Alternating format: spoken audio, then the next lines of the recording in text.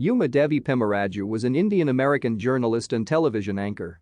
She was one of the original hosts on the Fox News cable network at their 1996 premiere.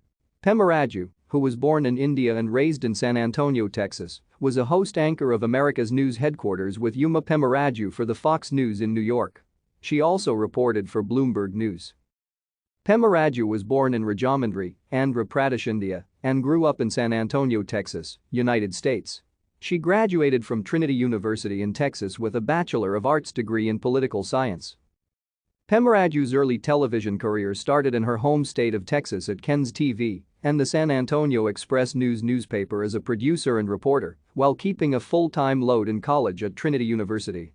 She also served as the editor of her college newspaper. She next moved to KTVT-11 in Dallas as a news anchor and correspondent, and then to WMAR-TV in Baltimore, where she won an Emmy.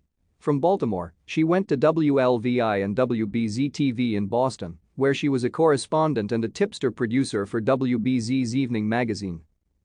Pemmaraju was part of the original Fox News team when the network launched in October 1996. Thank you for watching. Like and subscribe if you would like to view more of our videos. Have a nice day.